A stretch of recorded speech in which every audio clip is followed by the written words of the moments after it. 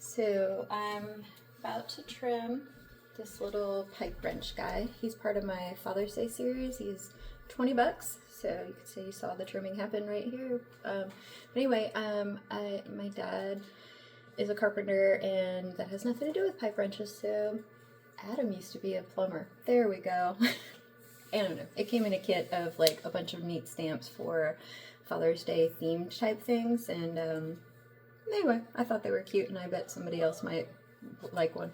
I do appreciate that he can like fix a toilet like nobody's business. With 6 kids in the house, it's really helpful.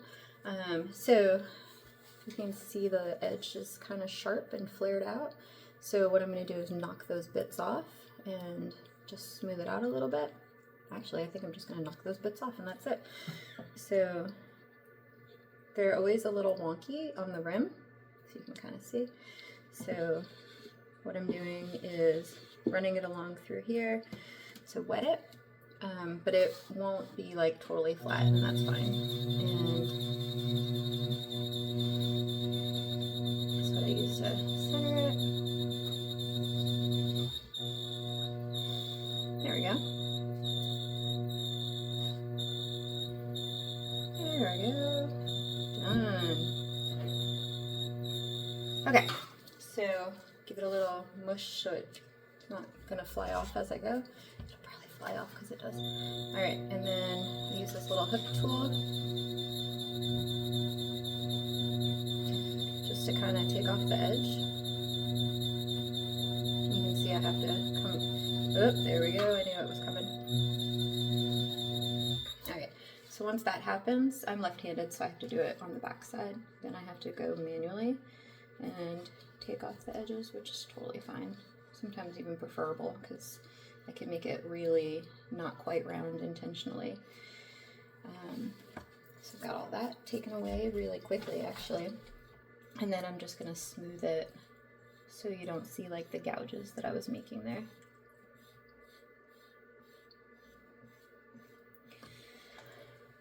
One of the things about working with porcelain is that it's very, very, like at least the way I throw really thinly, it'll make it kind of like a wonky, off-centered situation, and then when I stamp it, it makes it even worse. So it makes like trimming kind of a huge pain in the ass to try to like, oh, let's make sure it's perfectly centered, because it just can't be, because it's not a perfectly centered pot, except when I first center it, like when I first throw it down on the wheel. So whatever, it doesn't matter. I think it gives it a lot more character not to be perfectly round, since like everything that you'd get from like Amazon, that might be terrible to have it. Everything from Amazon is totally round and perfect because it's mass produced, and since it's handmade, it makes a lot more sense for it to just be more organic feeling, because they're made from my own little patties. So I can't make them any more perfect. I bet everybody else can, just not me. But that's fine. Alright. And then last bit. I think this will be the last turn I have to do for this. So it's more likely to be translucent in some of these other areas that I've taken off more clay. So the thinner I can get it, the more light will be able to shine through it, which is another reason that they're always so wonky looking.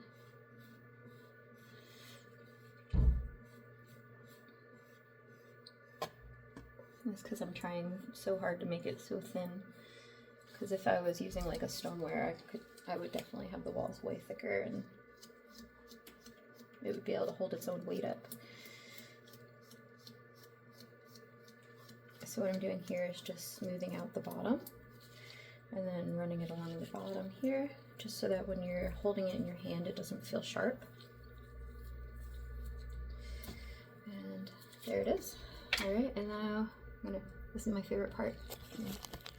Turn it down a little. Maybe you can hear the pop sound. Here goes. Alright, it's probably only I like that. So what I'm doing now is just squeezing the sponge all the way out, and we're gonna clean off this gunks at the top. That's the official term I've decided, bulks.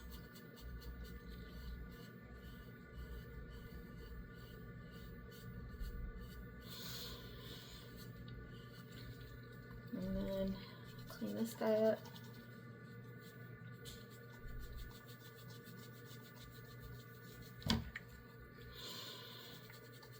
So there's a ton of work that goes into every one of these, and they're super small and simple, but they're totally time consuming because there's so many steps to it.